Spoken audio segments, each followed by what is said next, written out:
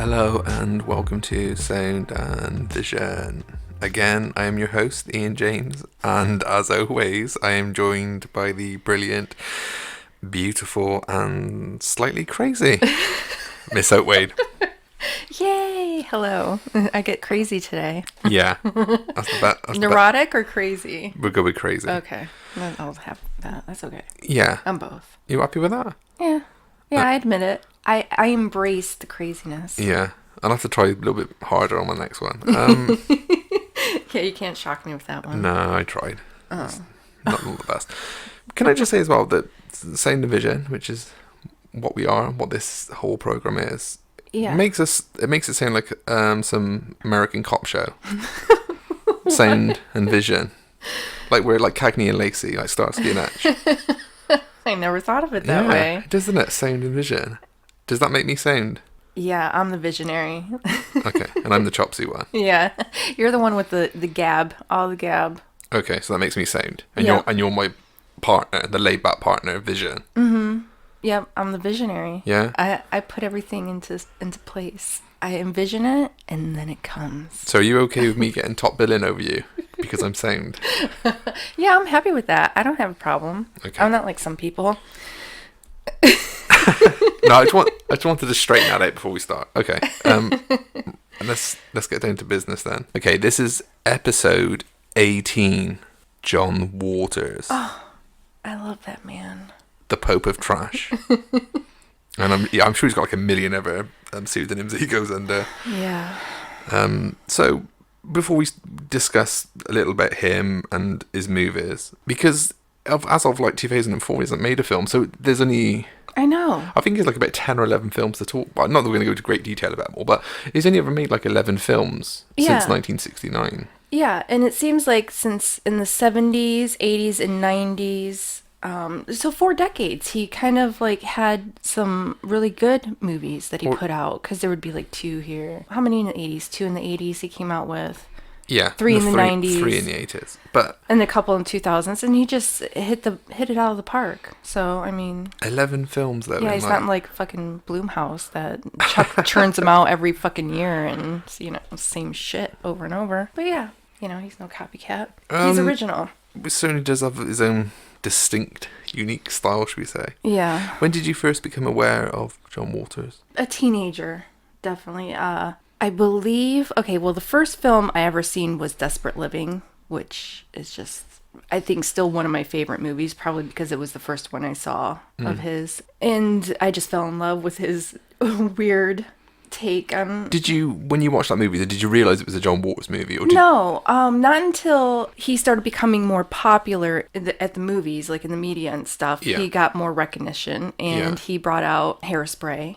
Okay. And Crybaby. And I think Crybaby was the first one I saw at the theater. In 1990, I believe that was. How old were you when you watched Desperate Living? It was probably like a year before that. Okay. So in the mid-80s, you come across this film, Desperate Living, which is one of his movies from the late 70s. And when you were watching, did you think, what the hell is this? Did you think, like, this is not... This is bizarre. I love it. Oh, okay. So, yeah, you liked it. Yeah. Yeah. Okay. Yeah, because I like anything kind of weird. That's why I like you. Thank you. I'm sure there's a compliment in there somewhere. So, I saw that, and I remember, I think my mom took me to go see Crybaby, and I just fell in love, and that's like my whole obsession with Tracy Lords and all that good stuff. Did you just put the pieces together when you watched Crybaby? Did you think, it's the same guy who did Desperate Living? And Hairspray, and then I saw Hairspray. Okay, pretty close together, yeah. Okay. Yeah, because Hairspray was like, what, 88? Close enough to it. Yeah. It's 2 years between them. Okay, so we've got right back to the beginning of John Waters. So John Waters is born in Maryland, Baltimore. Maryland. Baltimore. Baltimore. In 1946. And the reason, we can mention that because it'd be a little bit like John Hughes with the Chicago thing. Baltimore becomes the home of all these movies, isn't it? He sets all his movies in a place where he knows. I like stuff like that. With people that he knows. He was brought up upper middle class, which is quite shocking when you think he kind of sides with the trash of life.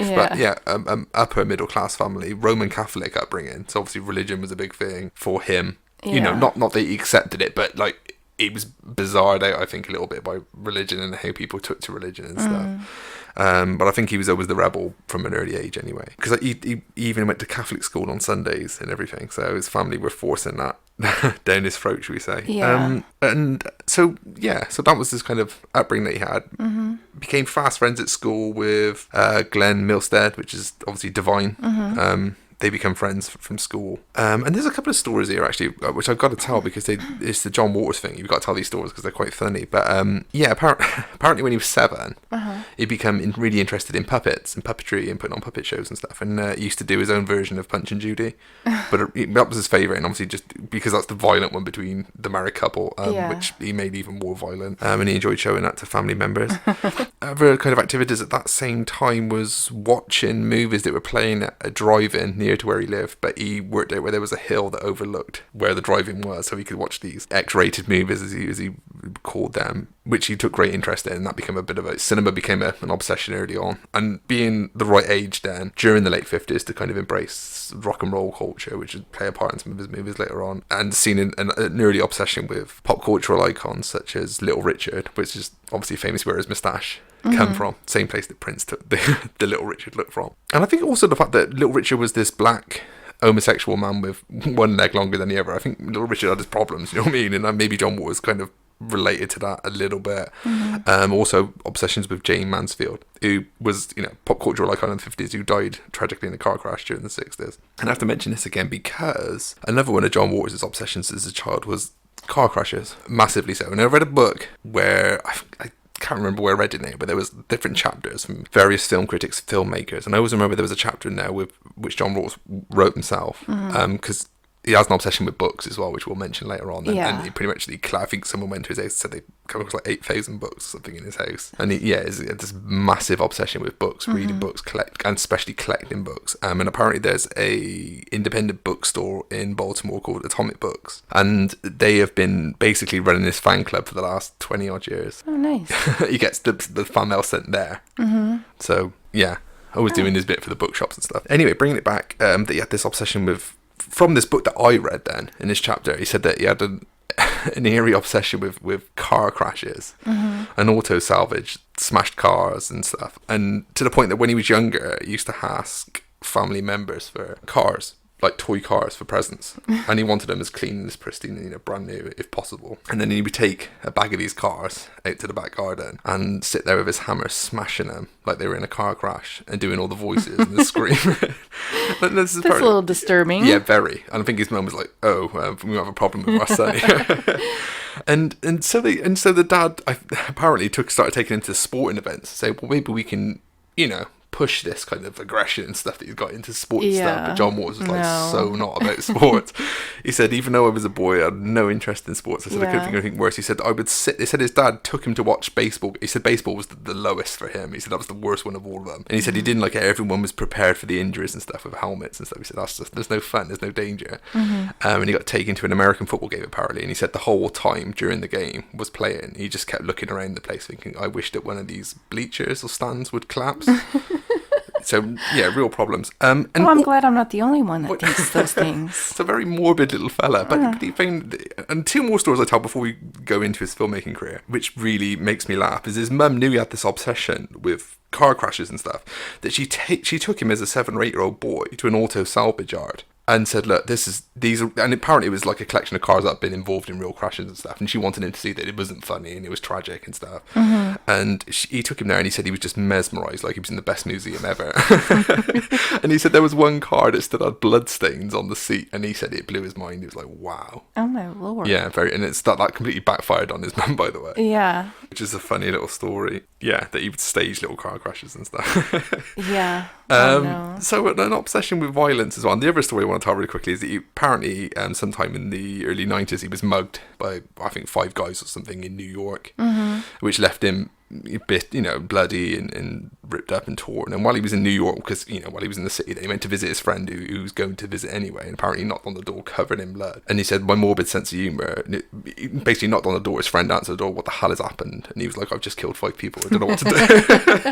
I don't know what to do. So yeah, you kind of get John Waters has a really unhealthy obsession with violence and chaos, and for some weird reason finds it amusing. Has a very black sense of humor, and that's why I love him. Yeah. I can relate. Yeah, his love of 50s pop culture and his love of black humor and violence. Yeah. Which is where the story kind of starts things off, I suppose, with John Waters. Anyway, like I said early on, then as it picks up a real interest in movies. But he said the more obscure, the better. The more violent, the better. The more nasty, the more controversial, the better. The more it pricked his interest. And he relates this to seeing films such as Poor White Trash, Baby Doll. He said especially. He said at the Catholic school that he went to on a Sunday, one of the teachers showed him a picture of a theatre showing the Ten Commandments and all these great cues. And she said, this is healthy cinema. This is good. And then she showed him a picture of Baby Doll, which is an Eli Kazan movie from 1956 with Carol Baker. Mm. And there was one person in the queue.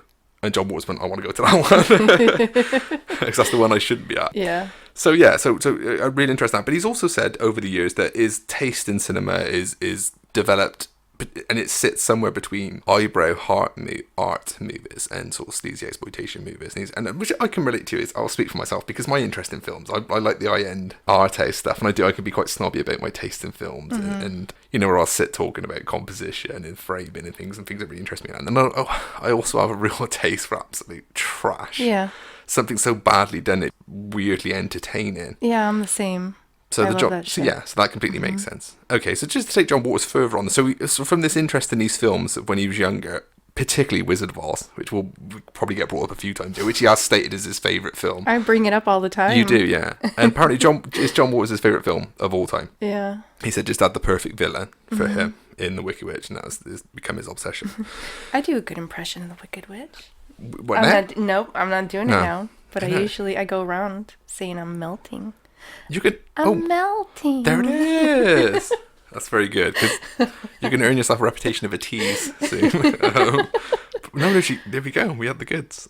Just for a second. Hot minute. Okay, so off to film school in New York, obviously to get the proper education of doing what he's doing, making films and stuff. Started hanging around with a certain rep company that will become his company of friends, and what to be known as the Dreamlanders eventually, people that he worked with on a series of movies that he made, and experimented making short black and white experimental movies with his obviously tongue-in-cheek sense of humour. The first notable one would be Hag in Black Leather Jacket.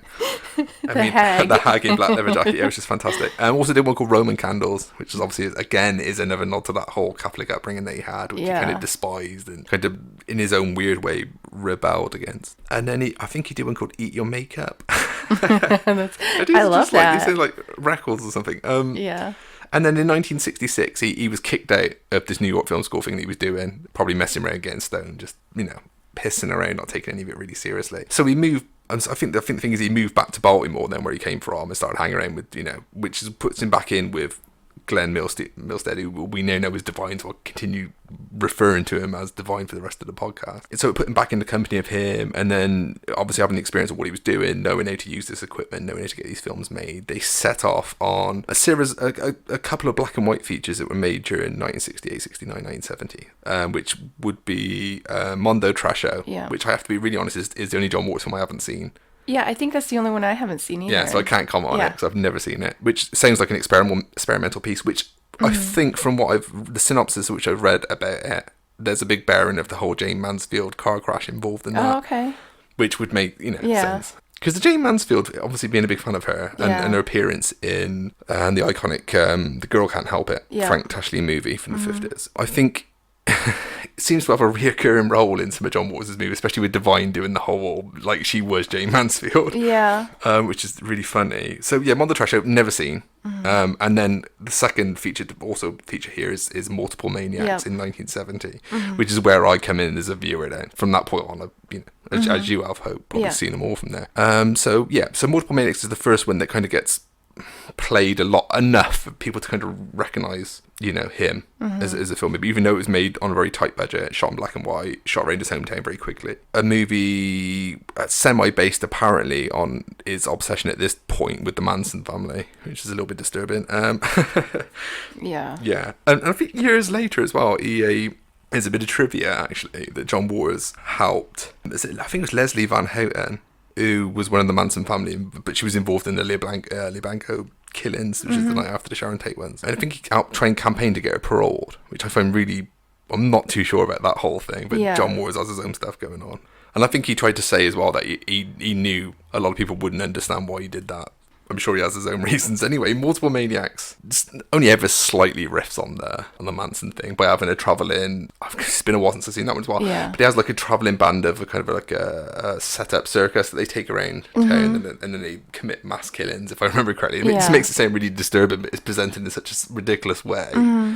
You know, it does become kind of funny. And it does set the tone with that movie for, I think, pretty much everything that comes after as well. Even if I'm not a massive fan of Multiple Maniacs, you can kind of see the seeds of what we're going to get for the next so many years. I did mention the Dreamlanders earlier on, which is a crew of rep company of actors that would now reoccur in all his movies, and delightfully so. That every time you see one of the movies, people like Mink Stoll, Cookie Muller, Edith Massey, the Egg Lady, David Lochary, Mary Vivian Pierce, Susan Wharton, of course, Divine, which is the rep company that we now use for the next 10 years. And into the 80s, he kind of extended the family with obviously Ricky Lake, Tracy Lords, who you mentioned, Patty Hearst. Yeah. I love Patty infamous for her own reasons. Yeah. Susan Lowe as well. So this kind of, I think there was this thing built around John Waters. If you became friends with him, he was very loyal and becoming part of his, becoming a collaborator with him, and then him reusing you for movie parts and stuff, which all the names I just mentioned became reoccurring figures in those movies. I just want to mention, just before we move on from Multiple Maniacs, that's the last thing I would say about that early period of John Waters, is that apparently John Waters, who to this day has never had his own children or anything, but apparently he had a friend somewhere in New York, and he became really friendly with this couple in New York, and they had a young daughter called Greer, and I read this in 1995, and she used to go everywhere with him. And he said it became my little surrogate daughter, and you take her, because she was obsessed with like horror and stuff like that, and he's like, oh, this girl's brilliant.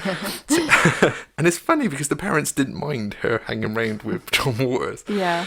And he took her to all these like old 60s R-rated movies and stuff, and that was okay. And she had apparently the story is that she had a children's party. All the kids came around. I think they don't know who she was, 7 or 8 or something. And he showed them Multiple Maniacs at the kids' party, and the kids were loving it, chucking stuff at the screen, laughing, thinking it was brilliant. Oh my lord! And then apparently John Waters went back to visit his parents and said, "Oh, I just showed my movie to these kids," and apparently his mum said, "That's disgusting. I'm glad none of my kids were there." And he was like, yeah, I was, and I put it on, Yeah. So, yeah. Could you imagine nowadays? No, he would be sued left and right.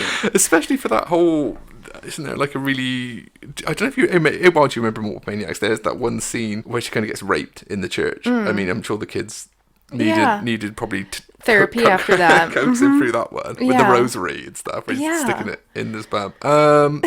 And also I wonder how those kids grew up now. I like to see like how they look and stuff. How did he explain that whole sequence with the lobster at the end when she gets raped by the lobster? Yeah, I don't know, but I'd like to see how those kids are now. Yeah. Yeah, because that was back in 95, so those people are in the world now. Yeah. Well, maybe that's what's going on in the world right now. Yeah, maybe that's where we got problems. Okay, so I think it would make you even better, because I was one of those kids watching movies like that. So yeah, maybe it'd make the world better. We need more John Waters. I can't disagree. Okay, so from that one then, we now enter into his first well-known phase that everyone kind of remembers him for, I guess, and the period then where he built a reputation with 3 movies that he made during the 70s, which are now known as the Trash Trilogy, which is Pink Flamingos, Female Trouble, Desperate Living. So that's the 3 films that take us through the 70s. So just to talk us through these 3 movies, Pink Flamingos and Female Trouble being, I think, slightly more controversial movies, because Desperate Living, I think, was the first John Waters movie to get an R rating, where Flamingos and Female Trouble were both X-rated, and midnight movie favourites as well. They played late night theatres, got a big cult following, made on peanuts budget. Yeah. And if more than anything, I don't really even think they really feature a story. There's just a collection of skits that he wants to put together to not really tell a cohesive story, just to put as much vile imagery as he can on a film. And I think when he made Pink Flamingos in 1972, he said his thing was to make the most disgusting movie ever made. That was all he cared about. He was like, how can I make this film absolutely vile? Well, I think he succeeds. Yeah. Oh God, everything about it. The bird is the word out of the butthole, and the singing, which is truly seen and never forgotten. Because a lot of people talk about the whole bit where Divine eats the dog shit, right, during the last 5 minutes. I'm telling you now, the scene you just described disturbed me far more. Yeah. Yeah, an asshole singing is a little bit more disturbing than somebody eating dog shit. I don't know. Where'd you start with John Waters? I would never think of that song any different now. Like, whenever I hear that song, that's all I think is Pink Flamingos. Yeah. Singing out of his asshole. I still have trouble with that scene. But the dog shit is pretty disgusting. Like, and that was for real. And I can't believe she did it. One take deal. Yeah. One take deal. Oh God, I would die. Apparently, the only thing Divine asked was she went to see a doctor before she did the scene and just said, will anything really bad happen to me if I eat dog shit? And I think the doctor was like, why? Yeah. And then once the doctor was like, no, she was like, okay, here we go. It was done. One take, bang, done. And it's funny as well, because if you watch that scene there, you can see her gagging and everything. Yeah. And it's freshly laid on screen as well. It's in one shot. It was so perfectly set, though. It was great. It's just one of those disgusting things you just can't imagine. It's a one-off. I mean, if you're listening to this podcast now and you don't really know John Waters' movie, I'm sure you don't want to know any more about it after this. You're probably thinking, no, that's not for me.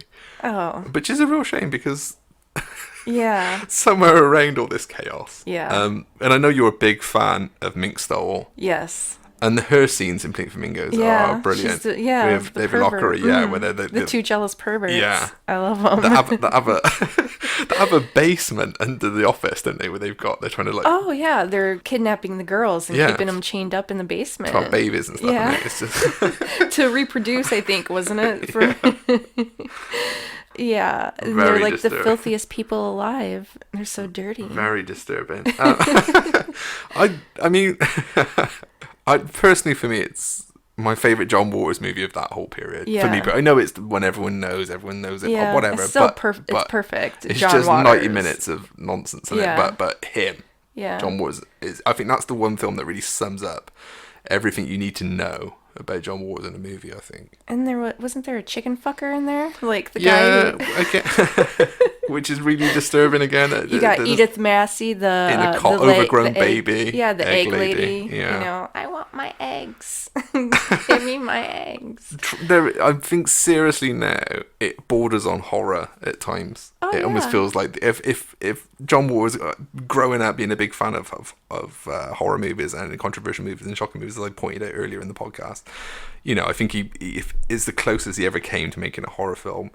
Probably with Pink Flamingos. Yeah. Okay, so Female Trouble in '74, which was the follow-up to that, again, full of controversial ideas. So good. And I always think as well, with every one of his films, from Female Trouble upwards, they all riff on ideas and things that he likes from like in terms of not having, again, because things don't really have a cohesive story in a John Waters movie, I don't think personally, until maybe Desperate Living. But this one, Female Trouble from 1974, almost feels like a really, really horrible, trashy, turned on itself Douglas Sirk movie. Now, Sirk was a movie of a director in the 1950s who John Waters absolutely loved, and I was a gay filmmaker from that period, who has a massive reputation in the eyebrow end of cinema then as a real creative talent of that decade. These lush Technicolor movies that were about women and women's feelings and stuff, and you know, they were ahead of their time, I guess, in some way, although kind of called corny at the time, and maybe they seem that way now, I don't know. But the whole idea of, in Female Trouble, that Divine plays the daughter of, I can't be, because she kind of grows up in it, doesn't she? And then she has her own kids, and isn't, again, as it wasn't, so I've seen this one, but isn't Mink Stole her daughter in it? Didn't she play Divine's daughter? Yeah. She said you look pretty weird for a 14-year-old. Yeah, because is this the one where she rapes herself? Divine rapes herself. Divine rapes Divine. We were just talking about that the other day. Horrible white pants with skid marks in. It's absolutely vile. But I think the best part about that movie, because I could see where he brings in that 50s feel and her growing up in the family. With the mum, the Joan Crawford angle. The mom, all that lot, the mom and dad that are very, stern, and she wants her cha-cha heels. And for a Christmas present, she doesn't get them, and she goes ballistic and starts pushes the mom into the Christmas tree and selling, I fucking hate you, I fuck you, just like the best scene ever. And then she takes off running, and there you go. And then at a certain time in the movie, she ends up living in the wood, doesn't she? Which, as I said to you the other day, it makes me laugh that she comes out and brushes her teeth with water from the brook. And that's all in one take, and looks absolutely filthy. Yeah. That's great. It's just great, ridiculous stuff. And like you said, especially for, because everyone remembers Divine and stuff, and she is fantastic in these movies, incredibly so. so funny. But like we said, you can't knock the contributions of like Mink Stole, Cookie Muller, these kind of minor, David Lockery, even their minor parts become something, don't they? And I kind of enjoy seeing them and them doing their little pieces as well, which I think is equally as funny for a lot of that. So yeah, Pink Flamingos from 72 into Female Trouble from 74, and then to finish off this now called Trash Trilogy. He does Desperate Living in 77, which is, as I pointed out, was his first R-rated movie, and the first experience for you of the John Waters movie. And I mean, what's your best? How would you describe Desperate Living? It's just ridiculous. Like she goes to a. Is there a plot? Yeah, she finds this town. Who does? Mink Stole murders her husband because I think he was just vile, and it's been so long since I've watched that one. But it's John Waters, so the chances are, yeah, he's vile. Yeah, he's vile. She murders her husband. I think like she runs away with the housekeeper. Yeah, and played by then Liz Renee. He was a Marilyn Monroe lookalike in her day. Yeah, the blonde. Nope, the Griselda. Anyways, they come across this town, and it's just like a big filthy dump trash yard, and all these like crazy people live there, and it's almost like a dystopian kind of place, isn't it? Like a almost like end of the world type place, a fantasy place. It's almost like and they want to infect everybody with rabies. And but it's almost like two characters from like normal suburbia or Baltimore, as every John Waters movie is, enter into this almost fantastical kind of Alice in Wonderland kind of world. Yeah, it's like they're dressed up as queens, and which is kind of lived in and resided over by like, I think they got some sort of monarchy type thing going on there. It's just bizarre. Weird. So just Liz Renee then, who's, like I said, Marilyn Monroe lookalike, had a long-term relationship with Mickey Cohen, who was a real-life gangster. And I think she was a part-time stripper / actress. Yeah, I think she was one of the persons at the... When she gets there? Yeah, when she gets there. Into the fantastical world of the Desperate Living. Yeah. And remember Edith Massey shows up in it as well. One point we'll put, this is the first film since Mon the Trash Show then that Divine doesn't feature in, which always bothered me. I was thinking, why is Divine not in that one? That's the only one she's not in. And I can't remember the reasons there, but there is... I'm disgusted with myself. I should have researched it. Yeah. But there is a reason. Yeah. Well, you could have researched it. That Divine... That's your job. Okay. So the Divine is not in it, and I forget. There was no falling out or anything, but there is a technical reason why Divine wasn't available for this movie. Which probably is doing something else. But I mean, what would Divine have played there? Who could she have played in this one? Because Mink Stole's good enough. Do you know what I mean? Yeah. In like a bit of a lead for this one. Yeah. Oh, she did great. Yeah. And I think the Trash Trilogy again. Then they all feel like these kind of more amateurish kind of home movies of his that they're all shot. I mean, the thing is with John Waters, the brilliance of John Waters then is all within his writing of dialogue, scenarios, and casting. He's not really a visual filmmaker. He's not. It's hard to explain like the appeal of John Waters. Surely is for the sense of humor, and I think people who don't know John Waters or are interested in knowing about him, I think it comes down to you connecting with him on that level, because he's not a visual filmmaker at all, is he? He's not, Brian De Palma. He's not, he's not moving the camera around trying to find angles to shoot from. It's all very flatly shot, especially his early, more primal looking movies. So all he cares about is setting the camera, putting the characters in front of the camera, and getting the gags out, isn't he?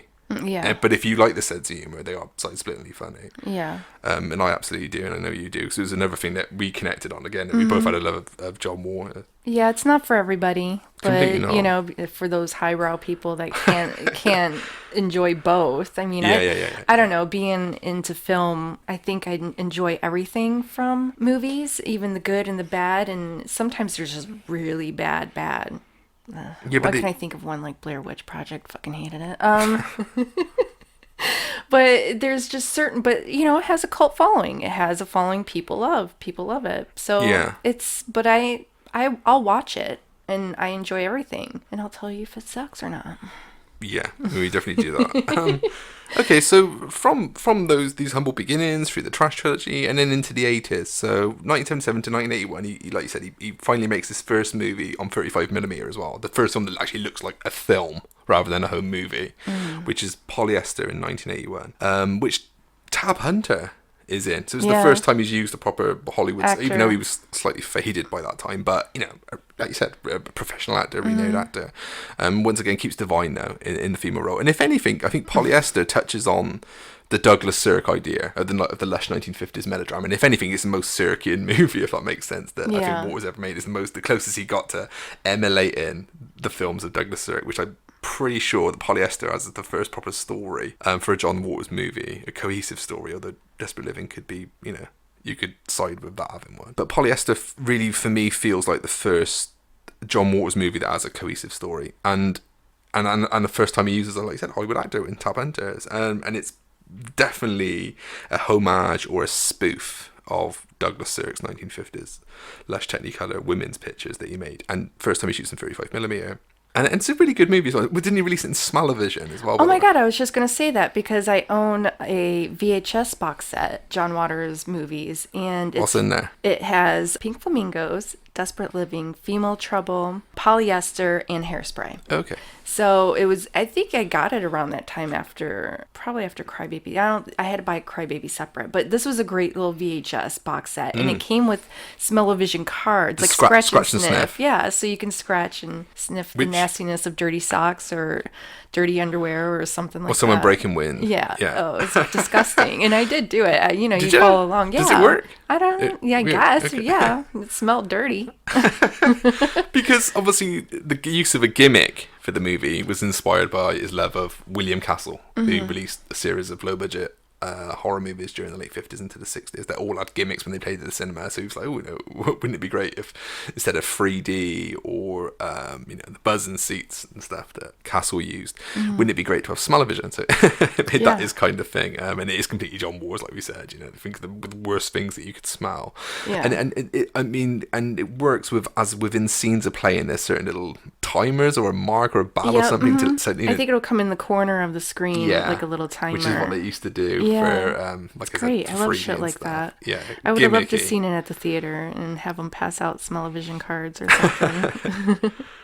So that'd be great. Yeah. So and that was quite well received, because as we kind of said, it's this first kind of movie that's going to get an R rating, to get like a wider release shot on proper film, and I think some people came to it, and I think there was a lot of John Waters fans at the time, though, from what I read, that were kind of upset by it, by saying that he's kind of betrayed his roots. Oh, Lord.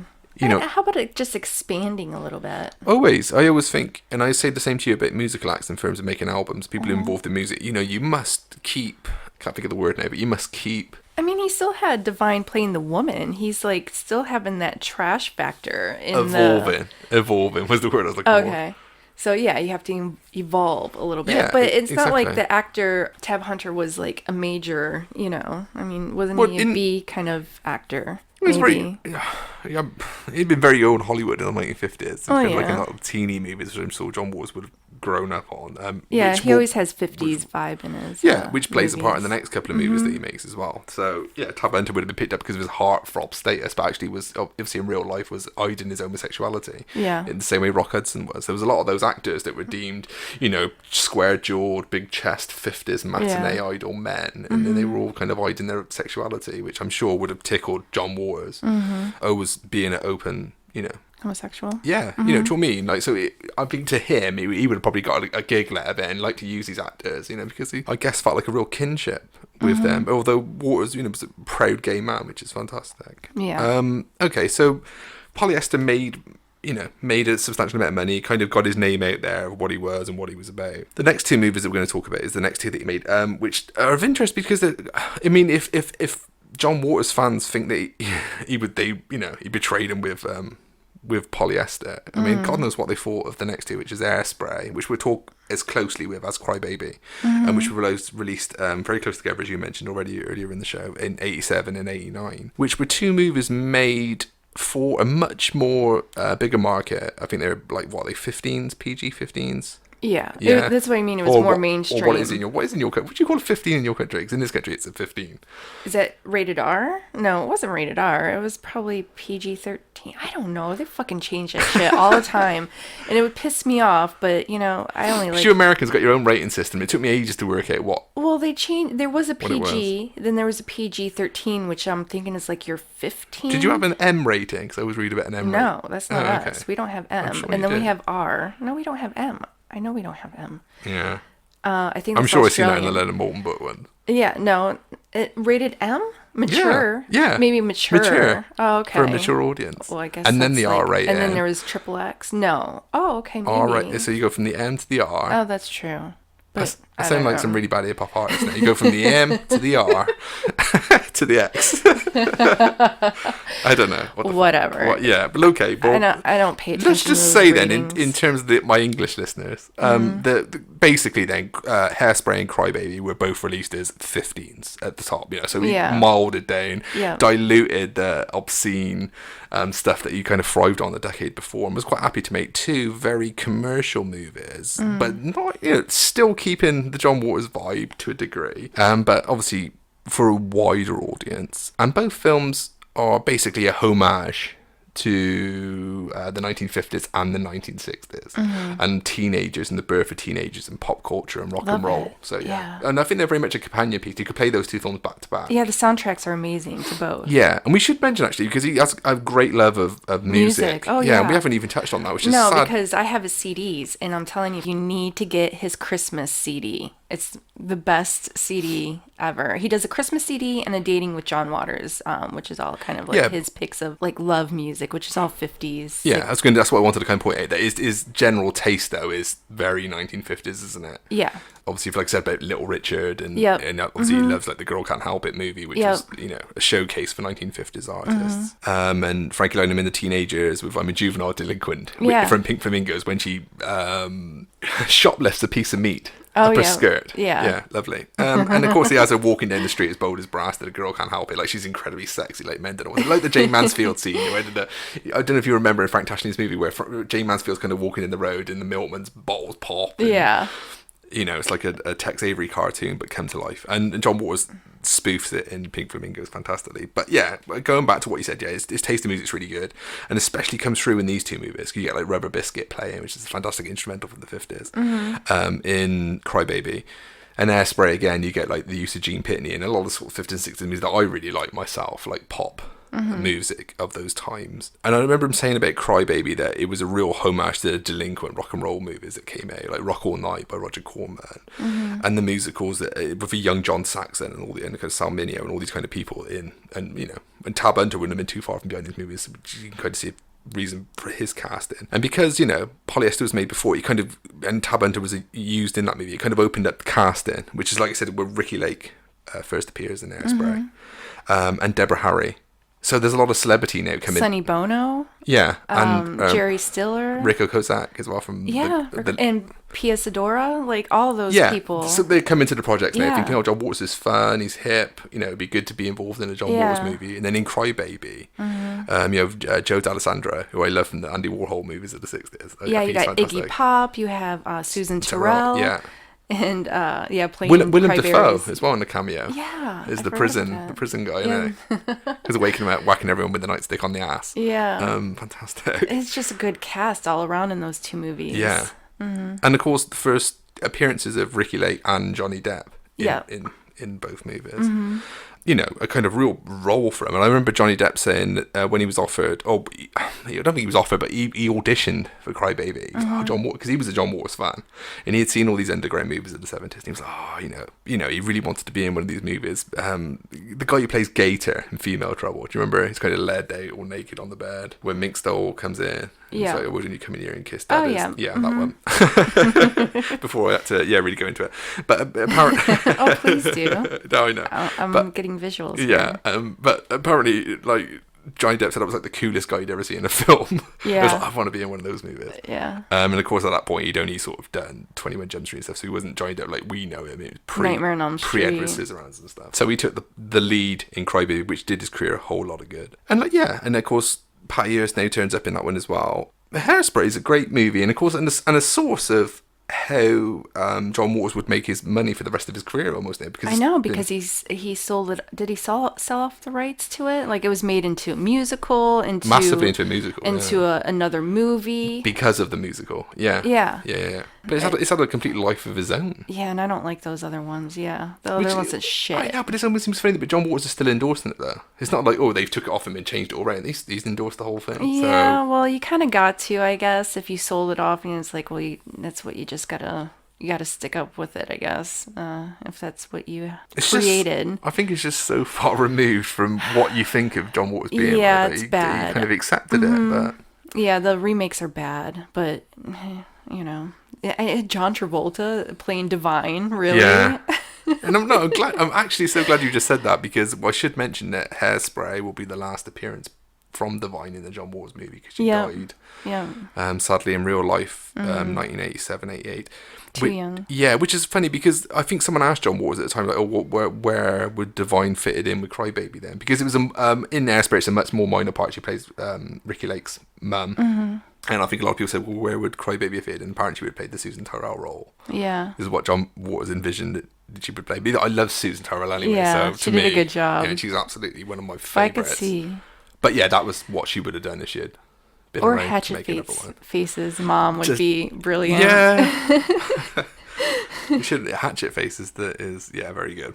Yeah, so good. But yeah, so from two commercially cult movies of 1987 and 1989, 1998, there's a little gap, and then he returns in 94 with Serial Mum. One of my top 3. I absolutely love that movie. Yeah, I know Love you do. it. So that's why I paused for breath then, as soon as I said, I need to get it out of the way now, because it's going to gush in love from There's hope. nothing wrong. The movie's perfection, and you have Ricky Lake, you have Matthew Lillard. Yeah, from he Scream. was one of the first. It was before Before Scream, yeah, 94. Kathleen Turner. As the mom of the title. Oh, mom's in the house. Yeah. And Mink Stole. Sam Waterston as well as the dad. Yeah. Who I absolutely love. Yeah, you got Mink Stole coming back. And Your hero. yeah, and Tracy Lords. And Tracy Lords as a little appearance, and her boyfriend gets killed. Yeah. And At a jumble sale, isn't it? what? Is that the jumble sale? Yeah, I don't. We don't call them jumbo sales, but sure, if that's what you want to call it. Jumble. It's like an indoor flea market is what we call Yeah. it. A flea market, Slash- garage sale, slash but jumbo it wasn't sale. in a garage, so it would be a flea market. But yeah, / jumble sale. never heard of such a thing. That's ridiculous. Okay. Crazy British. Yeah. So, yeah, Crybaby into... Okay. Serial Mom. So 94. One of Hope's favourites. We do the top 3 at the end of the And show. it's because it has all the good elements. Horror movies, they work in a horror movie shop. Her son and his friend. And again, it's a piss take of suburbia, isn't it? Which just seems to be a John Waters kind of obsession. Yeah, like just she's like the crazy mom that lives in the neighborhood, and that does weird things and has an obsession with serial killers, and becomes a serial killer. Because I mean, does that mean I'm gonna be a serial killer? Possibly. Because I have an obsession. I have heard that before. That because I watched Deadly Women, and I'm very much into that kind of true crime stuff, that I could be potentially a killer at one point in my life. But yeah, you could be definitely. I could put you in for serial stepmom. Yeah, for sure. serial stepmom. Yeah, we could do that. Part 2. Part 2. That sounds like a good movie. We should pitch it to John Waters. Yeah, I think you like that. I do actually count the kitchen knives before I go to bed. There is one missing. Shit. But yeah, it has the horror movie element, the crazy, just everything going on. Patty Hearst makes an appearance. Suzanne Summers makes an appearance. We should definitely mention her, yeah, 'cause she has a funny cameo in the court, doesn't she? Yeah, you shouldn't wear white after Labor Day. It's just a no-no. And it's just, the lines in it, it's just, there's just everything. I can't stress enough. If you haven't seen a John Waters movie, definitely watch Serial Mom. You'll fall in love, but maybe that might put you off on the other ones. It might scare you. No, not at all. 'Cause again, I mean, like I said, from Airspray on in, I think they're much tamer than, we're not talking... No, but if they go back to Pink Flamingos, be like, oh, I want to research and do more. You're going to be in it for a shock. Yeah. So I always think, if you go to John Waters on Pink Flamingos, you're jumping in the deep end, aren't you? Yeah. For sure. It's just two different, different movies altogether. But Kathleen Turner's great. Oh my gosh, she's so good. Really good in this one, yeah. And she always had a really good funny bone anyway as an actress. Oh, yeah. And it's utilised really well here. Romancing the Stone. Yeah, that was so fantastic, good. yeah. And also, for myself, there's a lot of references to older movies and clips and stuff, which I absolutely love, this kind of stuff. Yeah. And somewhere in this movie, there's a clip of a homicide by William Castle, which as I pointed out earlier, is one of John Waters' heroes for his use of gimmicks at cinemas and stuff. There's also a clip of Texas Chainsaw Massacre, if I remember correctly, which again is noted as being one of John Waters' 10 favourite movies. I'll list those as well. We'll do a few lists at the end of the show, because I'm obsessed with lists. And what's good is too, there's like little isn't there Blood Feast as well? Yeah, on the shelf, because it's like a VHS store, and there's like even Tracy Lords movies, like not her old movies, but No, they're under the counter. they're back in the back room. But yeah, like I forgot which one it was. Shock 'em Dead. Yep, that's it. Yeah. You could see it on the counter when the mom's peeking in. And then there's the son's friend, isn't there? Birdie. He's obsessed with the porno. Oh, the He's guy, got the Chesty. Scotty. He's got the Chesty Morgan Yeah. videos going on. Yeah. Oh yeah, she doesn't like that. No. The serial mom, she doesn't like that one. No, but I don't. It was just a way to squeeze Chesty Morgan into the podcast. Yeah. Mm-hmm. Right. Okay. Well, you got your own Chesty Morgan right here. What are you talking about? In the flesh. Okay, then I lost my train of thought. Yeah. Get back on track. I know. What was it again? We were talking about serial mom and going into Pecker. In I love 98. Pecker. Now, okay, let me just stress here, right? This, I have to say that this one was considered a slight failure. This is like, I know. And people say, well, this is a bit of a John Waters come down. Yeah, okay? they didn't. A lot of people didn't like it. No, I love it. and it doesn't get. No, I absolutely love. I'm a massive fan of it. It doesn't get talked about nowhere near the same as the No, others. it doesn't. And it's seen as lesser John Waters. Okay, so Pecker comes out in 1998. Again, this is where we are now with John Waters. His films have this kind of 15 feel to them. There, you know, we've lost singing at your ass all early years, eating dog shit. Yeah. Now we're like taking stabs again at suburbia, and with Pecker in particular, we're definitely looking at the age of celebrity, instant fame and celebrity, because he's a photographer, isn't it? The main character of Pecker is played by a young Edward Furlong, before he completely lost the plot. Oh God, I seen a picture of him recently. Yeah. He's just not the same. But I got to say though, like, I mean, he's irritating as hell in Terminator 2, which is the film that made him famous. But he made a series of independent movies in the late 90s that I really like. Yeah, I like his this stuff. one included. And He just fell off the track. Completely. I mean, he's a young guy in Hollywood though, with a lot of fame. He seems to be easily done. But he plays Pecker in the title along with his family, and he's a small town Baltimore photographer that gets noticed by a talent scout played by the brilliant Lily Taylor. Who wants to push his photography out there, because he takes pictures of grime and sleaze and dirty stuff, which is very John Waters again, which fits John Waters completely. And through this, like I said, he kind of gets thrown into the celebrity world, and it's how will he jump ship to enter into that world, or will he stick with what he knows, his family, small town, friends and stuff. Girlfriend played by Christina Ricci, and Brendan Sexton plays his friend as well, who I love from Session 9 and Welcome to the Dollhouse and stuff. And he plays like he's like a stripper in it or something. Yeah, he goes to be a stripper, which is... But he's a stealer, a thief, Yeah, which I have living a life of crime. But when I seen that film in 98, John Waters introduced me to teabagging and the Dutch oven. Ew. Yeah, I didn't have a clue what any of that was. So John Waters is certainly helped my vocabulary. Yeah. So yeah, it's Pecker. And whether I should be thankful for learning those two expressions from that movie, I don't know. But as sheer entertainment, it's 90 minutes of really good humoured fun. And I think it's a good little movie. And it's the forgotten John Waters movie. And I think that's really sad. And Martha Plimpton. I really like it. Yeah, Martha Plimpton. From Goonies. Absolutely. She was she played his sister. She was so funny. Yeah. I forgot about her, innit? Yeah, she was great. So again, a decent cast as well. People like queuing up to work with John Waters. And I think Edward Furlong is a good fit for John Waters as well. The kind of outsider. And it might certainly become an outsider.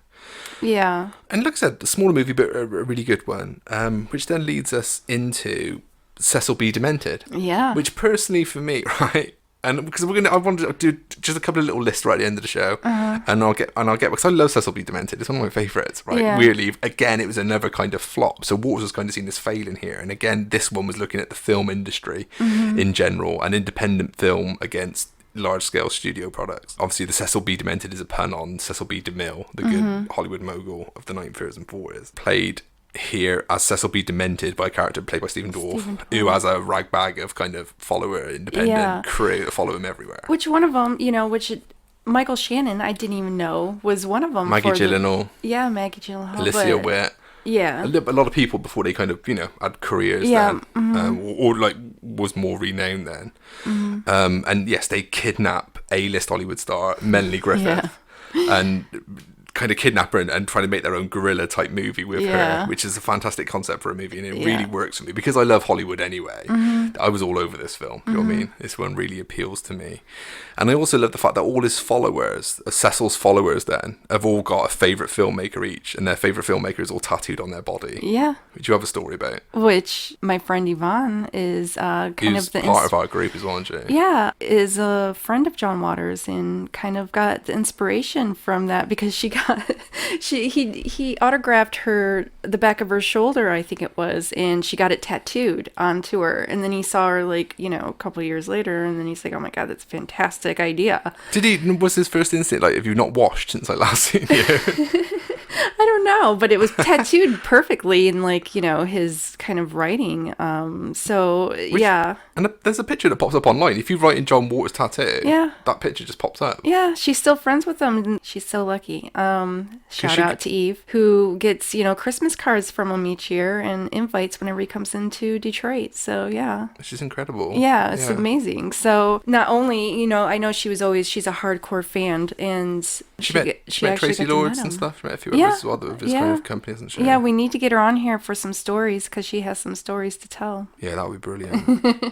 It really would. Yeah, but there is the idea of that movie was so she inspired the tattoo sequence. Yeah, he thought it was brilliant. It is. It works in the movie. It's fantastic. So I guess that's why she gets a Christmas card every year. It's like, hey, you're just as crazy as I am.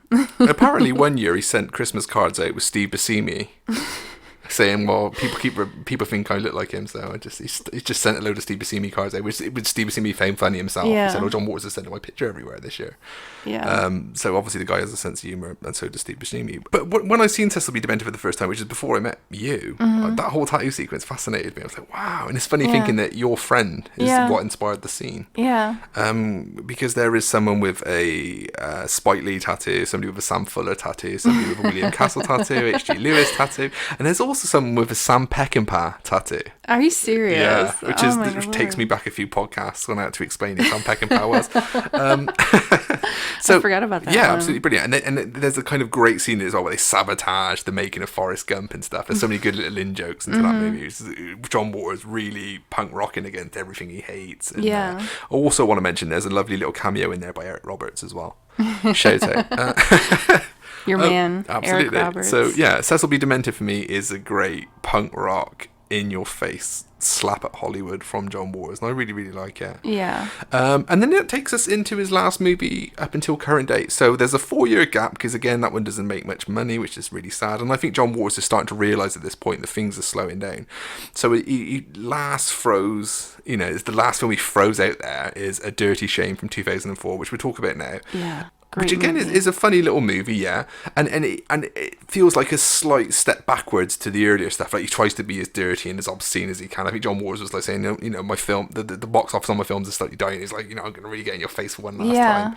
And so I think he puts everything he can think of to offend, you know, on a level that it's going to get the film released in A Dirty Shame in 2004. Yeah. And that film, again, didn't make much money, kind of flopped. Yeah. And it's sad because that was John Waters' last movie to current date. So as of 2004, he has not made another movie. And the simple reason being, he said that he just can't shock anymore. There's no way of shocking. I don't know. I think he would offend people like crazy now. That's if he the funniest thing. Yeah, Yeah, he made that statement about 5 years ago. But like you said, in 2019, people are such prudes these days. Like he would probably offend them. In 2019, John Waters could not fail to offend someone. I know. Do you know what I mean? Yeah, we were all used to it. You know, we're like, we see it everywhere now. But now I think people try to push it back, and you know, I think it would offend somebody. And I think that's what the world needs. He needs to do one on climate change. Let's offend those fuckers. So if John Waters is out there somewhere listening to this podcast, right? Let's do a dirty climate change. Please make another movie, just because this is a perfect time for you. This is a perfect time for you. Just to bring it back though to A Dirty Shame. Yeah, we should talk about the movie a little bit. Okay, let me just stress.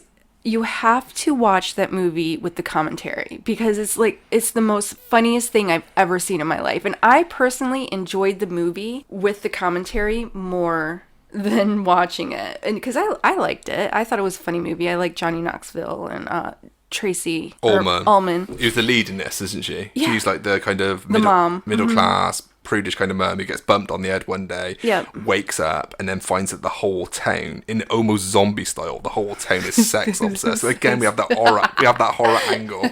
And It's best, but it's filled with as many prudish well, that's right up expressions my and alley jokes there. It's and so up my alley. innuendos Yeah, that I John love Waters it. can fit in. Yeah, and it's rampant. The fact Yeah. that he managed to find 90 minutes worth of innuendos and dirty jokes Well, yeah. to fill the script is incredible. That's why you have to watch it with the commentary, because it starts out at the opening, where it pans out across the neighborhood, and which I don't think I even noticed when I watched it the first time, but You're going about the edges and stuff. the hedges were all shaped as penises and vaginas, So he's and got a people very having sex. very and, phallus garden.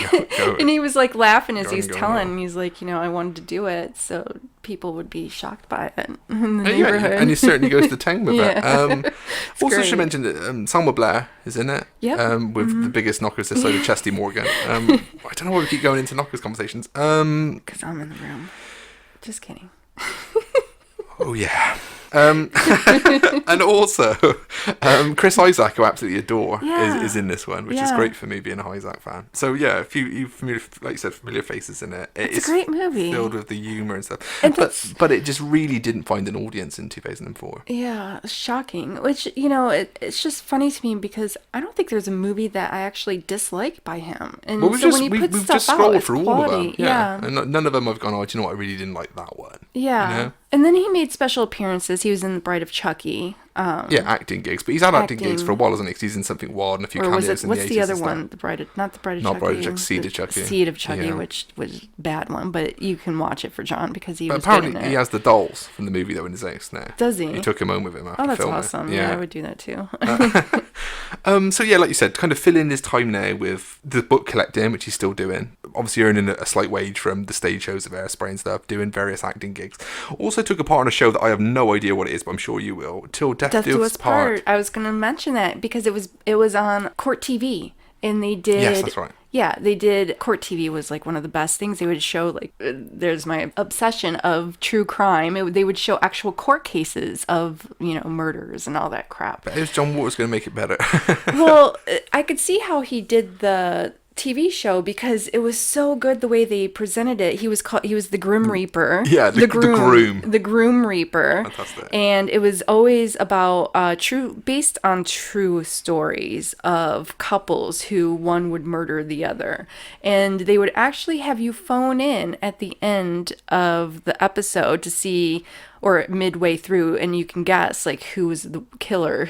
Is the wife going to kill the husband? Is the husband going to kill a wife? So again, it's playing with gimmicks and stuff, isn't it? Yeah, and he would do like these elaborate scenes in between of him like in a morgue or something talking about, and then there would be like this doom and gloom music, and he would put his commentary. It was like a commentary scene that he would do, and it was just brilliant. It was a brilliant show. I think I have it on DVD somewhere, and it was 2 seasons, just excellent. Loved it. Yeah, like I And said, I read about it and it made me laugh. I was going to bring it up. He was. That Till Death Do Us Part, he made, little appearances here and there. I think he did an appearance in My Name is Earl. He did. Yeah. He did. Yeah, and that was good. I think he played the morgue. Which is very fitting for him, isn't it? Yeah. Anything that's kind of controversial or morbid. Yeah, and then he does books and stuff. Which I did point out, yeah. Yeah, that's his thing, he writing books. Yeah, he mostly writes books now, but if you get one, Car Sick is like one of the most hilarious books, and you have to get it on CD, like with, Audio. on audio yeah. with, I guess everybody does it on download now, but I have bought the CD. And he just Physical cracks me media. up. Yeah, I bought the physical media. And it's a great story. His commentary is just hilarious because everything's better when he's talking, I swear. Like, everything's just more fun when he's talking. John Waters, yeah. Okay. Also, another thing that he's currently doing is a summer camp. Have you read a bit? I did read about it, and I need to go. Yeah, 4-day. It's a Yeah. 4-day camp that lasts. They do it every year. Yeah, I and need they, to go. And they kind of watch movies together. And, yeah, I know that'd be so you. I know. Just for the summer camp plus John Waters. I know. I would make it into a murder camp. That would be one of my dreams. If somebody wants to help me fund it. I want to open a summer camp and have murder mysteries there. And so, yeah, that's my dream. I have to say, oh wait, is full of so many ideas. It's just the capital. Yeah. which I need some. kind of really sad. And also something else I want to point out just before, because again we're coming towards the end, I guess, of another show.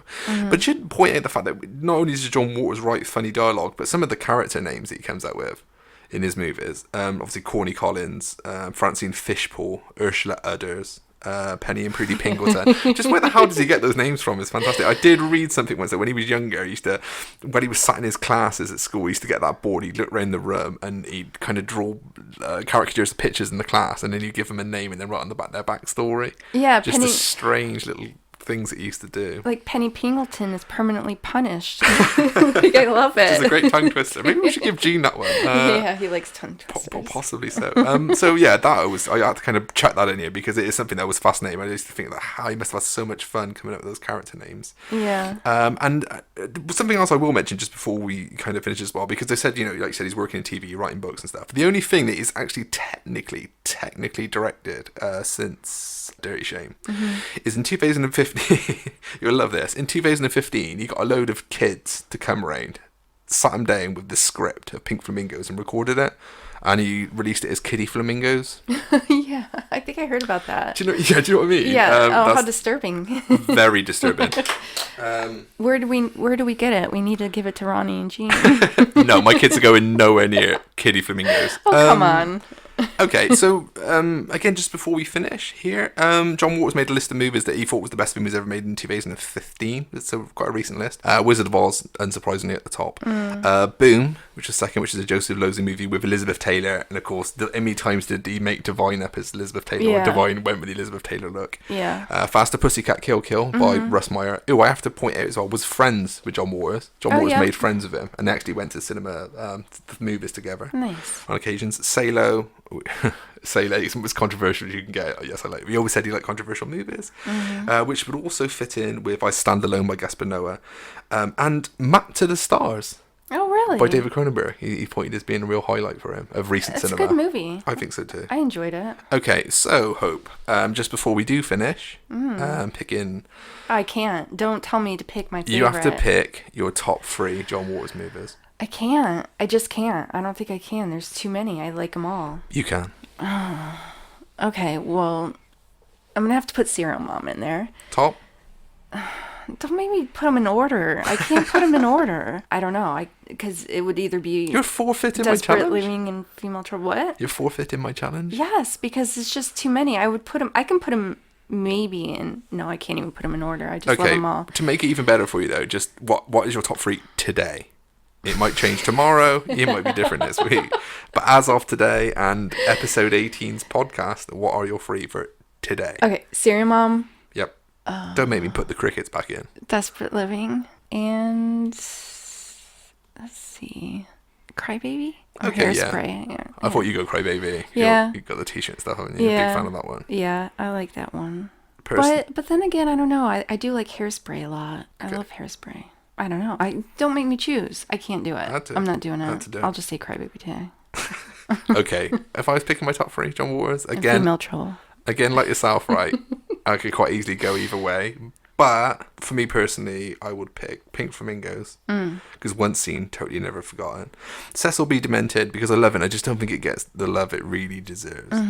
And like you said, picking a third one is really hard. But for today, I have a lot of fun with Crybaby. So yeah, it's a good movie. Maybe have to sit on that. But again, like you said, you ask me again tomorrow, it'd probably 3 different answers. Yeah, I just think he has a great career. That I wish he would just keep going. Climate change, come on, John, do climate change.